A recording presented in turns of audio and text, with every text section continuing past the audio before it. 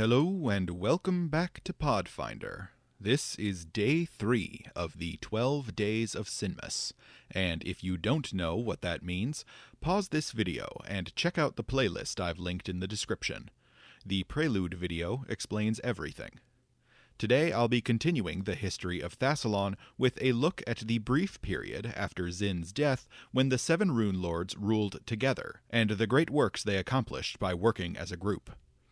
Before that, though, if you enjoy this video and want to hear more Pathfinder lore, consider subscribing or commenting below. And, before I forget, check out the timeline I put together of Thassilon's history. If you're a visual person, it will really help you get a hold of the history of Zin and the Rune Lords who would take over his empire. Link in the description. Alright, with that out of the way, let's dig into the Rune Giants. So, before I can pick up the story of the Rune Lords after Zin's death, I need to backtrack a little bit. In my first video in this series, I covered how the Rune Lords chose an exceptionally powerful Rune Giant to assassinate their master. But what exactly is a Rune Giant? One thing any player or GM will quickly realize if they interact with Thassilonian ruins is the immense scale of their construction. Thassilonian architecture varied wildly across the 7 member nations, but one thing which was consistent across all of them was the scale. Thassilonian structures were immense. Walls were imposing, towers were soaring, and cities were sprawling. But even wizards as powerful as the Rune Lords couldn't simply make these structures appear out of thin air. Thassilon existed on the material plane, not a mutable plane like the First World. These constructions needed to be built, and they needed to be built from materials which needed to be harvested. All of that took labor. Enter the Giants. Giants, impossibly strong and adaptable, were the perfect solution to this labor shortage. They could work at rates which easily surpassed those of humans or other small races, and they made for powerful soldiers. Stone giants were tremendously effective as miners of both metal ore and raw stone. Hill giants were well suited for construction and, more importantly, goods transportation. Fire giants, with their cultural focus on smithing, made for excellent refiners of raw ore into finished goods. And frost and taiga giants made for excellent security forces, from guards to soldiers. But there was a problem. Giants don't like being told what to do, and a lot of them, like frost and fire giants, absolutely hate one another. Much like their titanic ancestors in the Age of Creation, giants, even lawful giants, have a rebellious side, and buck against outside authority. But the Rune Lords were nothing if not resourceful. They began a complicated forced breeding program, enhanced with powerful magic and alchemical modification. And, in -6421 AR, this process bore fruit in the form of the Rune Giants, a mighty new breed. The Uruk-hai of the Pathfinder Giants, so to speak. The Rune Giants were enormous, the largest of the true giants on Golarion. They stood over 40 feet tall and weighed up to 25,000 pounds. They were, and still are, strong enough to bring any other giant species to heel with ease, and are more than powerful enough to deal with other mighty foes, including even dragons. Born from a combination of fire and taiga giants, the signs of each of the parent races can be seen in their forms. Their skin is black, like slate, and they make grating sounds as they move, like stone rubbing on stone. Their hair is bright red, and is typically worn long and tied into knots. Rune Giants derive their name from the runic patterns which adorn their skin. Rune Giant children are born with these runes already inscribed on their skin, meaning these aren't tattoos, brands, or scars. They are a naturally occurring trait within the species. Each giant is born with all the rune marks they will ever have, and these spread out over their skin as they grow. These runes pulse with arcane power in a way reminiscent of a heartbeat. They are more than just decorative, however, as a Rune Giant can expend the power stored within these runes to produce various magical effects. They can increase the intensity of the pulsing glow to create a dazzling effect on nearby foes. They can also collect their innate magic into one of 4 runes on their body: destruction, flaming, smiting, or space, to increase the effectiveness of their weapon attacks in specific ways. This ability also causes a shower of sparks over a 30-foot cone, which deals electricity damage. And on a personal note, fuck this ability in particular. The 1E version killed my Magus back in Rise of the Runelords. I mean, he did get over it, but still. From a non-mechanical perspective, the Rune Giants, and specifically the runes they bear, serve as something of a repository of Thassilonian sin magic. The runes upon their skin represent a living library for those who are knowledgeable and brave enough to unravel their secrets. The mysteries of sin magic are woven into each Rune Giant's genetic code, providing the Runelords and their potential followers with living records which are practically unkillable. On top of all of that, the Runelords developed a method by which they could inhabit the body of a Rune Giant. This ritual was incredibly powerful, but I'll be discussing it in greater detail when I look at Runelord Zutha and the Sin of Gluttony. The Rune Giants served many purposes in ancient Thassilon, but their most useful feature to the Runelords was their ability to magically influence other giants. Rune Giants have innate arcane magic, which they can manifest as mental effects, which are especially potent on other members of their kind. Their mastery over these abilities was augmented by their own cunning, which was considerable. These magical effects would be used to dominate other giants of all species, and bring them under the command of the Rune Giants, and, by extension, their masters, the Runelords. With this control in place, the Runelords would have all the labor they could ever want, and their empire building could continue unabated for millennia. Before I conclude this section, there is one potentially controversial, or at least contested, aspect of Rune Giants which I haven't yet discussed.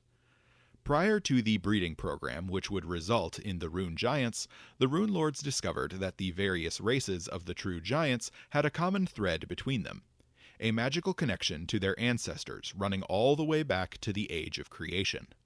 This connection ran all the way back to their oldest ancestors, the mythic Titans, the primordial children of the gods who rebelled against their creators. This connection allowed the giants to, at least subconsciously, draw upon the primal might of the Age of Creation, and likely contributed not only to their impressive strength and size, but also their extended lifespans. The Runelords, and specifically Sorshan, saw this connection to ancient power and desired it for themselves. Her experimentation with this primal connection contributed to the creation of the Rune Wells, which I'll discuss in her video near the end of this series.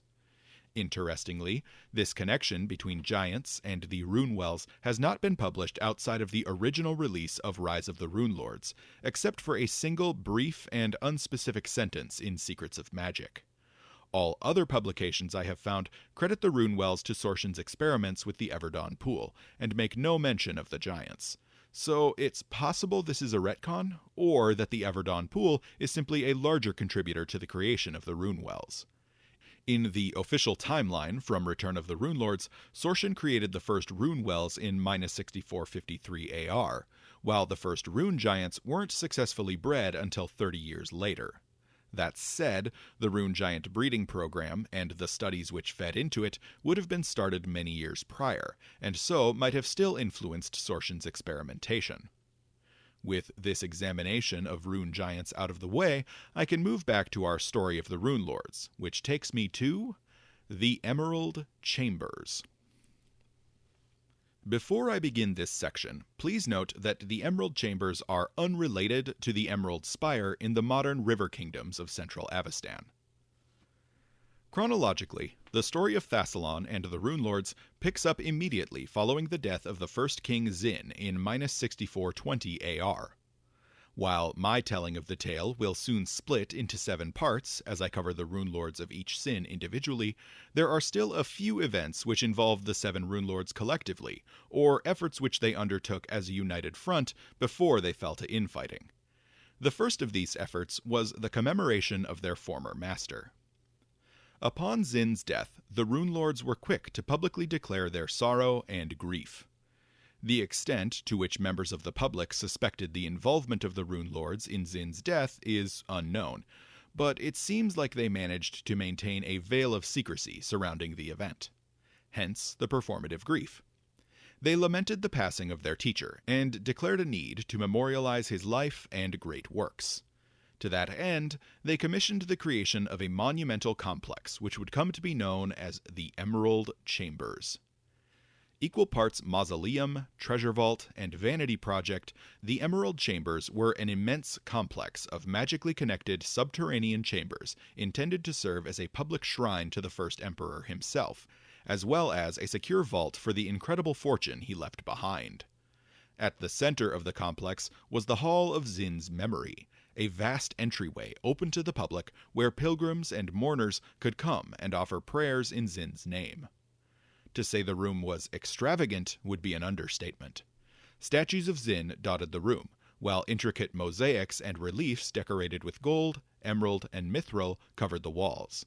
The entire chamber was lit by perpetually glowing chandeliers set with crystals and gems. A simple, nondescript altar existed at the head of the chamber, where visitors could place offerings. Opposite the altar, a pair of enormous doors marked the entrance to the chambers. These doors were highly decorated and visible from the outside, as the location of the chambers was well known. Despite the valuables housed within, the Emerald Chambers, at least the Hall of Zin's Memory, was always intended to be open to all. Beyond the Hall of Zin's Memory is where things really get interesting.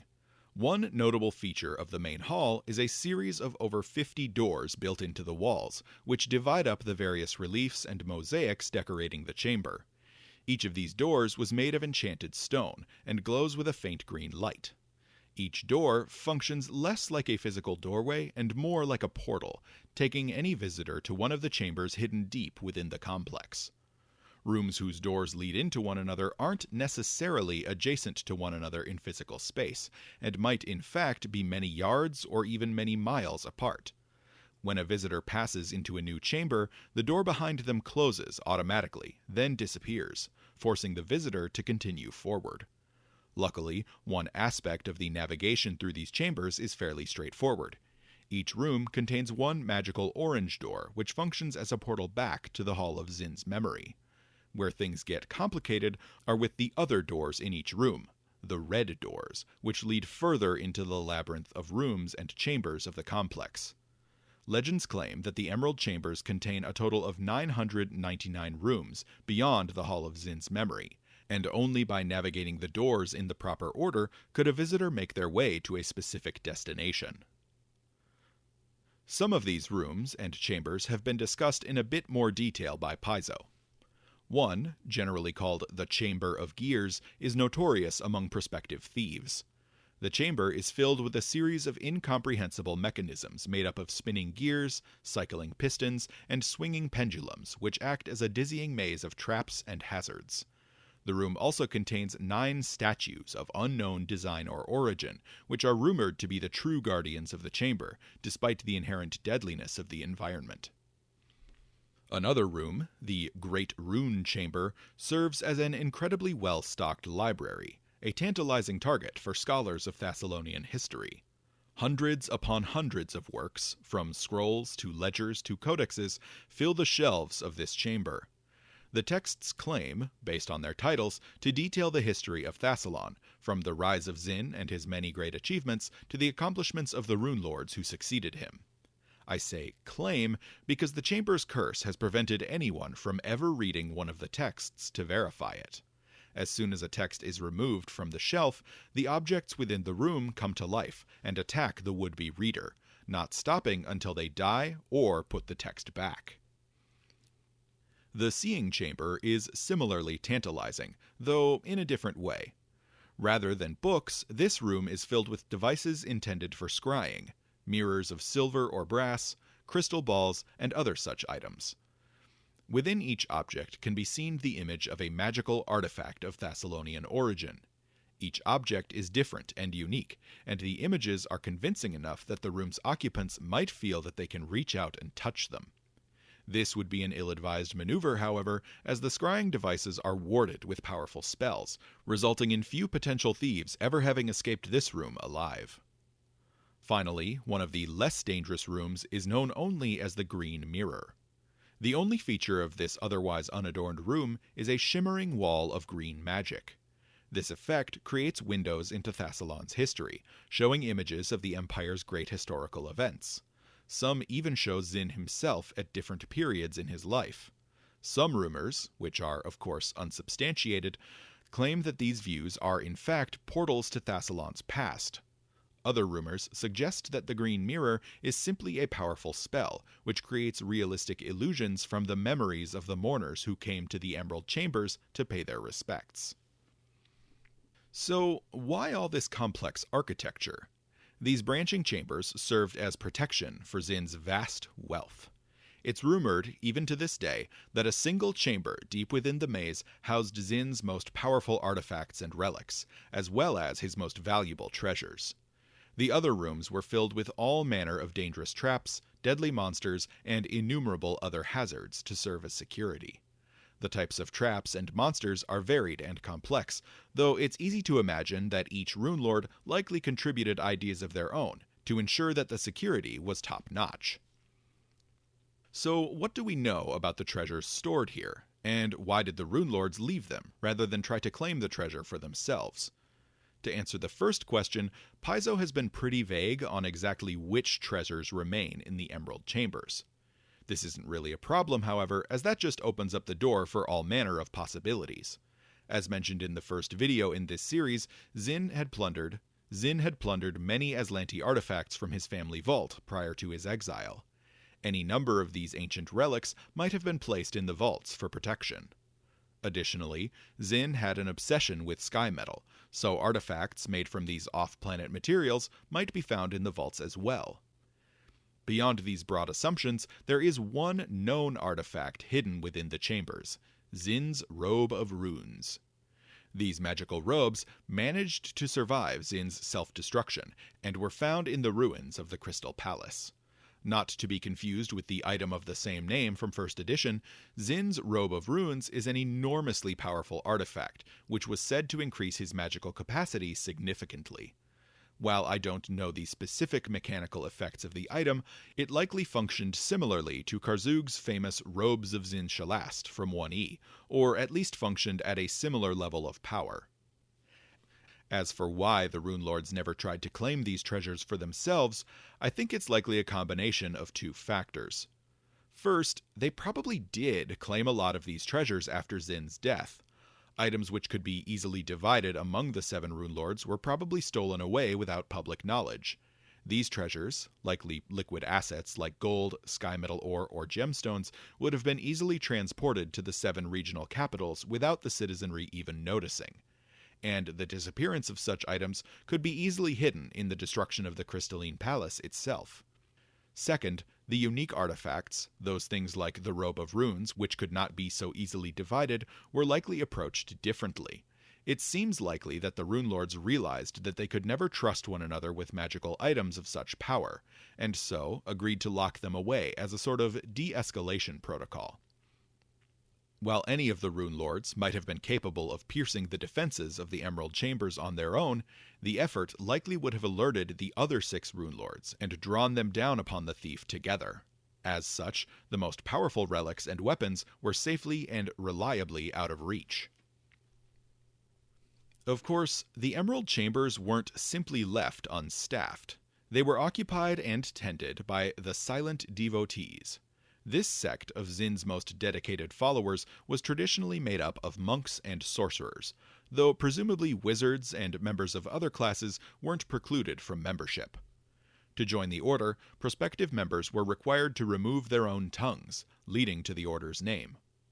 The members of this order were tasked with the maintenance of the facility, as well as the collection of offerings presented by pilgrims and the addition of these offerings to the Vault of Treasures. Members of the Silent Devotees seemed to know the pathways through the Emerald Chamber's many subterranean rooms, as they were noted as having found and rescued visitors who had mistakenly wandered out of the Hall of Zin's memory. The founding member of this order was a powerful human war priest named Unduros. Unduros had been raised in the Church of Lissala and was a fanatical follower of her teachings. He devoted himself to Xin after the exile from Aslant, likely seeing Xin as a great prophet of Lissala's faith. This devotion eventually earned him the position of Xin's personal bodyguard, dedicating himself to the First King's protection. Unduros was the bearer of an impressive shield, creatively called the Shield of Unduros, which increased his strength and fortitude and provided him with an impressive resistance against magical effects. He might have made a significant difference in Xin's final battle against the Rune Giant assassin, but the Runelords recognized this possibility and ensured that Unduros was occupied outside the capital during their assassination attempt. After Xin's death in -6420 AR, Unduros swore himself to a silent watch over the First King's tomb, and took up guardianship of the Emerald Chambers, becoming the first member of the Silent Devotees, though others would soon join him in his eternal vigil. Unduros maintained his position within the chambers for centuries, having been blessed with immortality from an unknown source. Unduros himself considered this immortality a curse from Lissala, bestowed upon him for having failed his oath to protect the First King Xin. At the end of the Thassilonian period, Unduros recognized the threat posed by Earthfall, having seen it in a vision, but refused to report any specifics to the Runelords. He had correctly come to the conclusion that the Runelords had been the minds behind Xin's death, and decided that none of them deserved even the slightest warning from him. As the Earthfall calamity brought ruin upon the world, Unduros finally felt the embrace of death. Though this was not the end of his story. I'll be getting back to Unduros at the end of this series. The timeline of the construction of the Emerald Chambers is a bit unclear, though the complex was likely completed rather quickly, given that the Runelords were working together and seeking to convince the public of their grief over Xin's death. Over the next 270 years, the Runelords would continue to rule their nation collectively, untethered from the teachings of Xin and his dedication to virtuous rule. With the creation of the Rune Giants, the Runelords had the tools necessary to dominate the local Avistani giant population, allowing them access to a labor pool which had previously been unavailable. This new labor force allowed them to begin the immense construction projects which would go on to define Thassilonian architecture and decadence for the next 11 centuries. At the same time, the Runelords continued their explorations of rune magic, which was slowly acquiring a new moniker, sin magic. Their dedication to depravity and sin only accelerated after Xin's death. This change in the nature of the government of Thassilon, from an ostensibly benign monarchy to a 7-way tyrannical dictatorship, didn't go unnoticed by the international community, however. Back in Aslant, the ruling class had been watching their new neighbors with increasing interest and concern. Upon Xin's death, they recognized the threat which the new Runelords posed, and the instability they would usher into the region. In an attempt to mitigate this threat, the governing bodies of Aslant sent a group of diplomats to forge a peace agreement between the two empires in -4610 AR. The specifics of the negotiations between the Aslanti diplomats and the Runelords haven't been detailed by Paizo, but the results certainly have. The Runelords concluded negotiations by threatening the diplomatic team and driving them from Thassilon's shores. This would come back to haunt them in a big way a few years down the line. But, for now, the Runelords were free to rule their nation, or perhaps more appropriately nations, with little external influence or interference. During this period, the 7 Runelords were still capable of working together on a large scale, as demonstrated by the construction of the Emerald Chambers. This cooperation was highly beneficial for a time, at least to the Runelords themselves and the broader field of arcane magical research. Each of the Runelords and their apprentices brought a unique perspective to the field of magical study, and collaboration allowed them to make substantial strides in the creation of new spells and powerful artifacts. Additionally, because of the way Thassilonian rune magic was practiced, each Runelord had substantial magical blind spots which they were forbidden from exploring. As mentioned earlier in this series, practitioners of one runic school of magic had 2 opposition schools, runic schools of magic which they were incapable of casting. By working together, the individual rune lords could take advantage of the knowledge and expertise of their peers to shore up their weaknesses. Despite the obvious benefits, this collaboration often ran into significant hurdles. With the abandonment of the imperial capital city of Zin, there remained no neutral ground on which the rune lords and their researchers could meet. The need for a physical workspace forced research teams to set up shop in one of the 7 fiefdoms, providing the hosting rune lord with significant influence over the proceedings. Additionally, there was no guarantee of the loyalty of any of the magical researchers which the rune lords employed. Any one of them might have been a spy in the employ of one of the other rune lords, and might have simply been willing to steal the research for their patron's direct benefit. In the face of these challenges, the rune lords devised a clever solution: the Runeforge. The Runeforge was the result of a sustained effort on the part of the 7 rune lords, which was completed in -6355 AR. The Runeforge was, at the most basic level, a research facility, a building which functioned as a laboratory for advancing the study of rune magic. This simplistic description doesn't really do it justice, however. To solve the previously mentioned issue of location, the rune lords developed a novel solution. While the building itself was originally constructed on the material plane, it was transported into a specially created demi-plane, both physically and metaphysically removing it from the rest of the universe. This demi-plane still existed within the inner sphere, and had several built-in connections to the elemental planes, most notably the plane of water, and possibly the plane of air.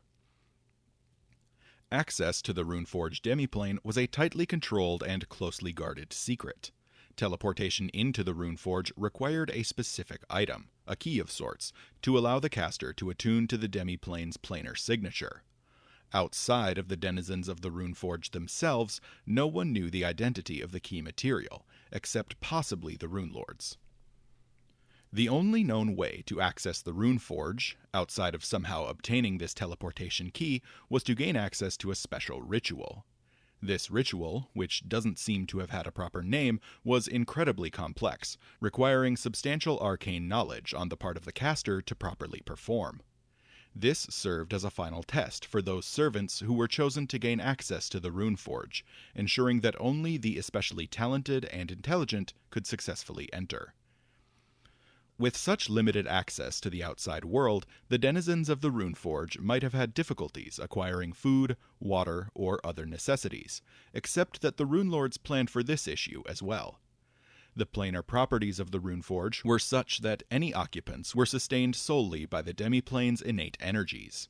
As a result, no one in the Runeforge needed to eat, drink, or sleep. They still needed to breathe, but the air within the Runeforge automatically cleaned and filtered itself, ensuring a constant and unending supply of oxygen. This might have been achieved with a connection to the elemental plane of air, though this is pure speculation on my part. Notably, wizards still needed to re-prepare spells every 24 hours. They simply didn't need to sleep beforehand. The other planar traits of the Runeforge were a bit closer to the traits of the material plane. Gravity still functioned as normal, and the plane had a consistent magnetic north pole. Notably, time still flowed as normal in the Runeforge, with one exception which I will address later. This meant that the denizens of the Runeforge either needed to devise their own methods of immortality or would eventually die of old age and need to be replaced. As you might imagine, this presented a serious problem after the collapse of Thassilon, but I'll get to that at the end of this series. During the Thassilonian period, this wasn't really a concern, however, and many of the Rune Lords dangled the opportunity to serve at the Runeforge in front of their apprentices as a great final reward for loyalty. Speaking of the Rune Lords, they were specifically forbidden from entering the Runeforge. The Rune Lords agreed, during the construction of the Runeforge, to weave into its walls a series of powerful wards. These wards prevented access to the Runeforge by the Rune Lords, or any of their direct loyal agents. And these wards were strong enough that, in the 10-plus centuries after the demiplane's construction, never once did a single Rune Lord ever gain access. This is especially impressive given that the relative power of the Rune Lords tended to increase over time. One thing that is a bit murky in the lore is the definition of what a Runelord's direct agent actually is. This will come up later when I discuss the Runelords of Sloth. Alright, enough broad descriptions. Let's get into some concrete details. The Runeforge was constructed in the vague shape of a Sihedron rune, with 7 wings, one for each school of magic, branching off from a large central chamber. The walls, ceiling, and floor were carved from stone infused with magic. There were no windows or external doors, as the structure was hollowed out of a sphere of stone 2 miles in diameter. Beyond this sphere, the remainder of the demiplane was an endless expanse of pitch-black nothingness. The stone, which made up the structure, was enchanted upon its construction to restore itself over time, so any damage to the structure would naturally repair in a matter of hours. The central chamber of the Runeforge served as a communal space for the researchers. The room itself was circular, with an immense 200-foot dome overhead serving as the ceiling. At the center of the chamber was a large pool of shimmering water. This was the Runeforge Pool, a magical device from which the entire structure drew its name. The Runeforge Pool served several purposes. First, it aided in the construction of arcane artifacts, allowing the researchers in the Runeforge to imbue the inherent magic of one or more sins and their associated schools of magic into magical items. Secondarily, the pool allowed for direct contact with the Runelords. The pool was surrounded by an enormous Sihedron rune carved into the chamber's floor. At the tip of each point in the star stood a 25-foot statue. Each statue depicted one of the 7 Runelords active on Golarion at the time. To contact a specific Runelord, the researchers of the Runeforge would perform a ritual around the pool. This would cause a stream of water to exit the pool and anoint the statue of the chosen Runelord, at which point that Runelord would possess the statue and be able to communicate directly with their servants. That the statues towered over the denizens of the Runeforge was certainly no accident. In addition to allowing for verbal communication, the pool's water could be activated to allow the teleportation of magical artifacts out of the Runeforge, so magical projects could be handed over to the Runelords for use on the material plane. It's worth mentioning that the waters of the Runeforge pool were far more than simple water. They were infused with so much magical energy that they constantly gave off a shifting, rainbow-hued light. Anyone who touched the water would be instantly overcome by contrasting sensations of intense heat and cold. Their mind would be flooded with images and sensations, a combination of twisted memories and scrambled visions of potential futures. This often resulted in a feeling of nausea or unease. Branching off from the main central chamber were 7 wings, each of which corresponded to one of the 7 nations of Thassilon and its associated sin and school of magic. While the contents of each wing were unique, they each had one feature in common. Each wing was so infused with the magic of its associated sin that those who entered would experience a measurable physical effect. If someone who had given their heart over to the ways of greed, for example, walked into the wing associated with transmutation, they would feel themselves uplifted by a feeling of warmth and welcome. This feeling was powerful enough to be expressed mechanically, a buff which would likely manifest in 2e as a +1 circumstance bonus to skill checks, attack rolls, and saving throws. By contrast, if someone who had given their heart over to the ways of greed walked into the wings associated with illusion or enchantment, the opposition schools to transmutation, they would likely feel themselves hampered by unease. This would also manifest mechanically, likely as a -1 penalty to those same checks. Now to dig into some specifics about the individual wings. The wing dedicated to transmutation was called the Vault of Greed, and was far and away the most opulently decorated of the 7 wings. Many of the features of this wing were plated in gold or gemstones. Unfortunately, most of these decorations were functionally worthless. Much of the gold was wafer-thin gold plating, which is almost impossible to remove, and wouldn't be worth the time and effort needed to remove it. Other decorations, like many of the gemstones, were the effects of clever transmutation spells, which were likely tied to the geographic area of the Vault of Greed. If these gems were ever removed, they would likely revert to their normal worthless state. The Vault of Greed had a few notable features. Several rooms were so infused with transmutation magic that even non-spellcasters could channel it to cast low-level innate transmutation spells. There was also a decorative fountain which was connected to the elemental plane of water, which provided an endless supply of clean, fresh water, though it also had a tendency to attract elemental scamps, a problem which the vault's inhabitants, the Lords of Greed, never fully solved. Finally, the wing contained several golden statues. Horrifyingly, these statues were in fact the gilded corpses of former servants, though they had still been alive and merely paralyzed when the molten gold had encased them. Adjacent to the Vault of Greed was the wing dedicated to necromancy, the Ravenous Crypts of Gluttony. While these crypts served as research halls, much like the other 6 wings, they also had a secondary purpose. They were actual functioning crypts. The Runelords of Gluttony used these halls as burial chambers for the richest and most influential nobles of their nation. The remains of the noble families of Gastache were interred here, possibly for a fee paid to the Runelord, though that is mere speculation on my part. I'll talk more about these noble families later in this series. Interestingly, the researchers in the crypts had a tendency to use these noble corpses as ingredients and raw materials for their necromantic experimentation, though this appears to have been a closely guarded secret. The most notable trait of the Crypts of Gluttony was their intense connection to the Void, the new name for the plane of negative energy, and their infusion with void energy. There was a small portal in this wing which formed a direct connection to the Void.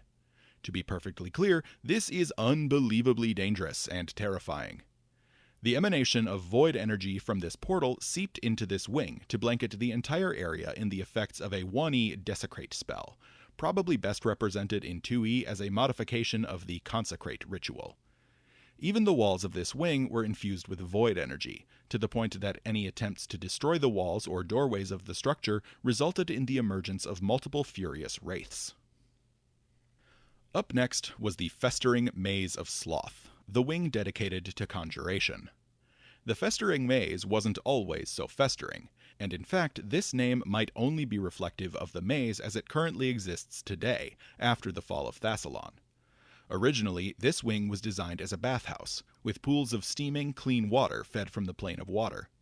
These facilities were intended to provide substantial comfort to the researchers chosen to work here, a reward for their loyal service. The engineering behind these pools of water was incredibly sophisticated, with methods of self-cleaning built into the system. Adjacent to the maze were the Abjurant Halls of Envy, the wing which, for spoiler reasons, we know the least about. At one point called the Abjurant Halls of Eager Striving, these halls were filled with all manner of wards and defensive spells, including artifacts like Rods of Cancellation. The most powerful artifact here, however, was the mystical substance known as fthe. Fthe was a liquid metal reminiscent of mercury, which had the impressive property of being able to absorb magical energy from whatever object it touched. This magical energy could then be repurposed by a skilled abjurer and channeled back into new spells or the crafting of magic items. Charged fthe could even be imbibed to empower the drinker as they attempt to craft magic items. Notably, fthe was unique to the Runeforge. To my knowledge, only the Lords of Envy, as the researchers called themselves, ever unlocked the secrets of Ithilion's creation. Since none of them ever left the Runeforge, the secret still remains there to this day. Across from the Halls of Envy were the Halls of Wrath, the wing dedicated to the study of evocation. These halls were a series of physically disconnected chambers. Travel between the chambers was facilitated by a series of teleportation stones. For those of you old enough to remember the Gen 1 Team Rocket base with all the teleportation pads, it's basically like that. Oddly, teleportation spells belong to the Conjuration School, one of the schools opposed to evocation, meaning the Runelords of Wrath could not have created this wing without the involvement of the wizards from other schools. The Halls of Wrath contained facilities intended for the art of flesh warping, allowing the denizens of this wing to create fearsome creatures known as sin spawn. Finally, some of the rooms in these halls were intended specifically for martial training, and were thus equipped with training dummies and stocked with all manner of weapons. Next to the Halls of Wrath were the Shimmering Veils of Pride, the wing dedicated to illusion magic and subservient to Runelord Xandergul. Though the Vault of Greed was the most opulently decorated of the 7 wings, Xandergul wasn't willing to be easily outdone. This wing was no less grand than the others at their heights, though the decor here leaned more toward the tastefully understated. Well, understated for the Runelords. Much of this wing was fashioned to look like a large cathedral, a house of worship dedicated to the peacock spirit, a mostly forgotten deity which was quite significant during the time of Thassilon. The peacock spirit had a strong connection to Xandergul and his nation of Cyrusian, which I'll explore later in this series. Aside from the religious decor, many mirrors adorned the walls of this wing. While most of these were merely plain mirrors, several were powerful magical devices called mirrors of opposition. These had the nasty little effect of creating exact duplicates of whoever saw their reflection in the mirror's surface, and the duplicates were always hostile to the original. As a brief aside, man, 1E magic items were wild. Finally, the last wing of the Runeforge was the Iron Cages of Lust, the wing designed by Runelord Sorshan and devoted to the study of enchantment. Please note, I'm using the phrase Iron Cages to refer to the wing of the Runeforge, not the actual cages within the wing itself, of which there were plenty. The Iron Cages were the one exception to the normal flow of time in the Runeforge. In the Iron Cages, occupants would cease to age once they reached full adulthood, or at the moment they entered if they were already adults. If an occupant left the cages, however, all their deferred aging would hit them at once, catching their body up to its actual age. This effect granted a form of geographically locked immortality. Like many of the works of Sorshan, the decor in the Iron Cages was about as subtle as a brick. The main chamber was styled after a cathedral, and consisted of a single immense room. A series of iron pillars inlaid with marble depicted the towering nude form of Runelord Sorshan and ringed the room. The ceiling of the chamber was an enormous vaulted dome, decorated with an opulent mural depicting numerous men and women engaging in various lustful acts. Cages lined the walls of the room, and were once used to house slaves or test subjects. Sorshan's researchers made special use of succubi in their research, likely because of their mistress's faith in and admiration for Nocticula, the first succubus. Beyond succubi, the researchers also worked with aludemons, the half-fiend children which succubi sometimes birthed. The shared works of the Runelords, presumably worked on in the Runeforge. The Runelords completed construction of the Runeforge in -6355 AR, and many of their greatest achievements over the next 1,000 years would be derived from the secrets gleaned in the research facilities and libraries of the Runeforge. Most of the Swords of Sin, which I will cover individually in upcoming videos, would be forged here, and nearly all the Runelords would attempt to solve the problem of surviving Earthfall by assigning their Runeforge researchers to the task. But there are a few other examples of topics of study which the Runelords presumably devised or refined within the Runeforge. While each of the Runelords had their own personal and private areas of study, they also shared many interests, which their research teams presumably developed together. Before I close out this video, allow me to present a few examples. Thassilonian sentinels were a commonly employed type of construct throughout ancient Thassilon, both by the Runelords themselves, but also by the wealthy nobles of the empire. There were many types of sentinels developed over the years, but all of them shared a few broad commonalities. Sentinels were intended as sentry-type security constructs, and were meant to be hidden in plain sight among sculptures and statues in palaces, temples, or gardens. All sentinels had the appearance of humanoid heads made from stone or metal, though the exact design of the head would vary from construct to construct. All sentinels were constructed by hand, one at a time, and cost a small fortune to purchase from a skilled mage. These sentinels were commonly disguised as the heads of existing statues, and so were custom built to resemble the subject of the statue in question. In their standby state, the sentinels could remain completely motionless for centuries or even millennia, observing their environment and waiting for an intruder. Once a threat was detected, the sentinels would spring into action, sprouting a set of clockwork mechanical legs and skittering around like a bizarre oversized spider. Additionally, all sentinels could produce a loud alarm noise, or reach out to their owner or master via a psychic signal which could travel up to a mile. Sentinels could employ their legs like claws to attack in melee, but many also made use of special magic-based attacks. Most, if not all, sentinels were extremely resistant to magical effects, though most of them also had specific elements or damage types to which they were particularly vulnerable, based upon the material which made up most of their construction. While more than a dozen variations of these sentinels were developed during the Thassilonian period, 4 specific types have been detailed mechanically by Paizo. Bronze sentinels were the most common, and the weakest of the sentinels for which there are records. These constructs employed beams of fire as their primary weapon, though the fire they employed was specifically designed to burn out quickly, to minimize the chances of collateral damage. This sentinel design was vulnerable to electricity damage. Slightly stronger than their bronze counterparts, marble sentinels employed bolts of paralyzing magic to lock down their targets. They were vulnerable to force damage. On the more powerful end of the spectrum were the iron sentinels, which were more effective in melee than their more fragile cousins. They employed cold magic to both damage and slow foes, forcing them to remain in melee range. Like bronze sentinels, these constructs were weak to electricity damage. The strongest sentinels, for which we have stats, are the fearsome ivory sentinels, mid-level creatures which could sprout wings to pursue their targets. These constructs were commonly employed as crowd control devices due to their ability to produce sonic attacks targeting a large area. They also employed poison on their claws. Despite their magical powers, these sentinels were themselves vulnerable to sonic damage. While the Thassilonian sentinels were undeniably popular and effective, not all the works of arcane might employed by the Runelords were so obviously dangerous. Many of them were far more subtle in their design.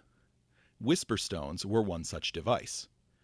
These objects took the form of large, plain-looking stones which floated a few feet above the ground. They bore a single indent on one side, into which could be inserted a paired device called a key crystal.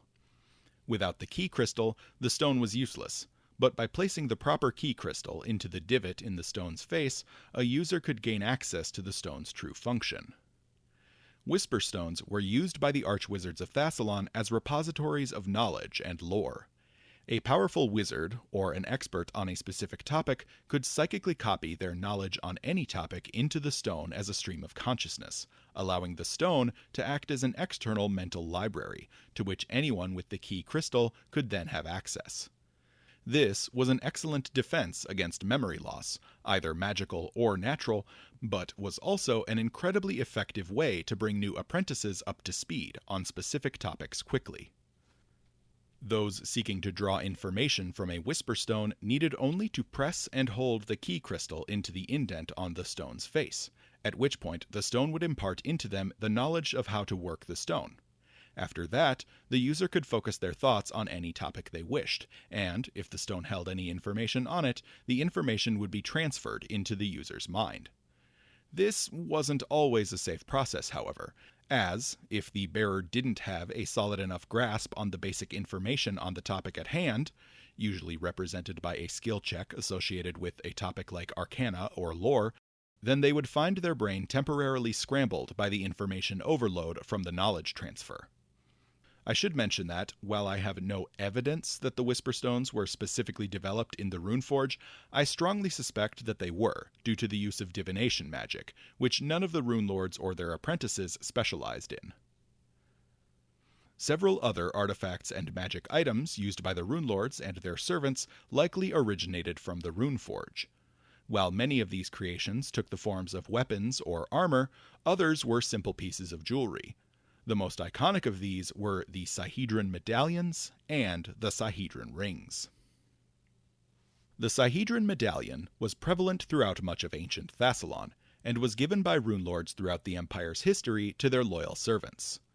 The medallions were typically made from the sky metal noquel, and emblazoned with the Sihedron rune. They radiated protective magic, empowering the wearer's saving throws and allowing them to gain a pool of temporary hit points. The medallions even preserved a corpse via a passive gentle repose effect, forestalling the effects of decomposition. Quite insidiously, however, the medallions bore a much darker power. Often unbeknownst to the wearer of the medallion, the runelord which created the device maintained a connection to all the medallions they had ever made. By focusing on the bearer of a given medallion as it was being worn, a runelord could take in the wearer's sensory information, and even supersede or control their ability to speak. Rarer than the Sihedron medallions were the more powerful Sihedron rings. These rings, also typically made from noquel, were exceptionally powerful and provided even greater magical benefits to their owners. Each ring increased its owner's armor class and saving throws, and even gave them access to powerful illusory disguise effects to modify the appearance of their clothing and equipment. This illusion was exceptionally powerful, and required the use of true sight or similarly powerful effects to see through. These rings were only handed out to a runelord's most loyal or valuable lieutenants, but were also very occasionally given out as bribes. As such, they typically held no curse, and allowed for no special scrying on the part of the runelord. While many other spells and artifacts were doubtlessly created at the Runeforge as a result of collaboration between the runelords, I'll be closing this discussion out here for now. I'll get around to more of these spells and artifacts in upcoming videos, as they are more relevant to discussions about specific runelords. As an example, runic tattoos were commonly employed by the runelords, but Krune, the final runelord of Sloth, was the unquestioned master of such techniques, so I'll be discussing them in more detail in his video. Similarly, Zutha, the final runelord of Gluttony, was the uncontested master of Aeon Stones, so I'll be discussing them in more detail when I get to him. Well, that concludes Day 3 of the 12 Days of Sinmas. I hope you've enjoyed this foray into the shared works of the runelords. The 7 Wizard Kings were certainly a force to be reckoned with when they saw fit to collaborate, but unfortunately, or maybe fortunately, their cooperation would be short-lived. From here, I'll be covering the history of Thassilon by splitting it into 7 parts. Discussing the events of the Empire's history in chronological order from this point on would quickly become a convoluted mess, both for me as a content creator and for you as the audience. So, to mitigate the issue, I've decided to break the rest of the story apart. Each of the next 9 videos will follow one of the 7 schools of magic, its associated runelords, their path of succession, and the story of their nation. Up first is a 2-part discussion on the sin we in the Pathfinder community know the most about: greed. I'll kick things off with a look at transmutation magic, then dig into the history of the Runelords of Greed, from Caladrene all the way down to Karzug. See you tomorrow.